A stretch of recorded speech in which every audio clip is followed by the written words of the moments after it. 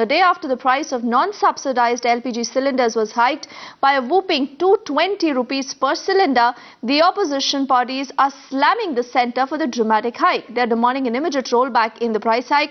Tamil Nadu's Chief Minister Jayalalitha even asking the centre to increase the number of subsidized cylinders to 24 per year. अगर आप देखें तो LPG हो, diesel हो, petrol हो, इन पिछले 2 सालों में बेतहाशा रिकॉर्ड तोड़ दाम बढ़े हैं और लगभग जो है वो 6 से 7 दर्जन बार इन तमाम चीजों के दाम बढ़ाए गए हैं। कभी जो है वो 2 रुपया बढ़ा दिया जाता है, तो कभी 10 रुपया, तो कभी 20 रुपया, तो कभी 25 रुपया, तो कभी 50 रुपया। ये एक ऐसी स्थिति खड़ी कर दी गई और कहा जाता है कि साहब जो है, पहली बात तो एक एक्सक्यूज दिया जाता था कि सब क्रूड ऑयल के दाम जो है वो बहुत महंगे हैं, इसलिए पेट्रोल, डीजल, एलपीजी के दाम महंगे हो रहे हैं। अब तो दुनिया के बाजार में क्रूड ऑयल के दाम भी घट रहे हैं। उसके बाद कहा जाता है कि अब ये तेल कंपनियां तय करती हैं, हमसे मतलब नहीं है। अरे भाई, सरकार किस लिए है? सरकार जो है वो रेगुलेट करने के लिए है। सरकार जो है वो अगर महंगाई माफिया देश के लोगों पर बोझ डाल रहे हैं तो उसको रोकने के लिए है कि नहीं है? लोग जो अमीर लोग हैं, जो कारपोरेट घराने हैं, जो टैक्स चोरी करने वाले हैं, उन पर हाथ नहीं ये व्यवस्था डाल करके, और आसान ये समझती है गरीब लोगों के पॉकेट पर पॉकेटमारी कर लेती है। तो इसीलिए माने ये सब चीजें होती हैं। बहुत सारा एनपीए अकाउंट है, जो पैसा डूब गया है उसको सख्ती से ये वसूल करें, तो सारी समस्याओं का हल उससे हो सकता है। 1241 रुपए दिल्ली में है, कहीं कहीं 1300 रुपए से भी ऊपर ये भाव जो है जा रहा है।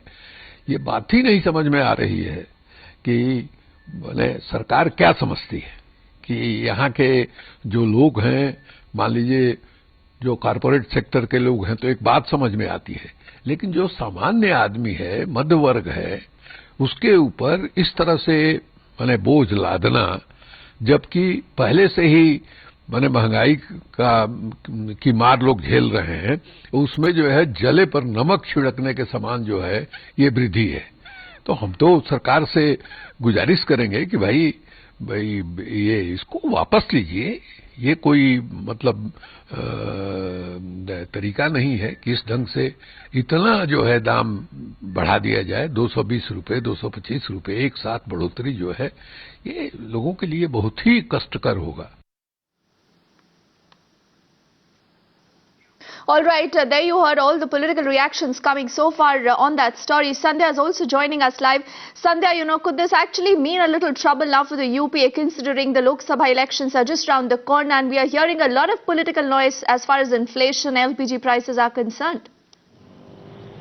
Radhika, you're absolutely right, because price rise is one issue that Jayalalitha has been speaking about constantly. In fact, ever since she became the Chief Minister in 2011, she has been constantly slamming the UPA government on the issue of price rise. And this is not the first time she's talking about the issue of gas cylinders, subsidized cylinders being too few for poor people in the country, and she has constantly demanded that the number of subsidized LPG cylinders needs to actually be increased. And today she has given yet another statement saying that the number of subsidized cylinders per annum should be increased from 9 to 24 in order to benefit the people.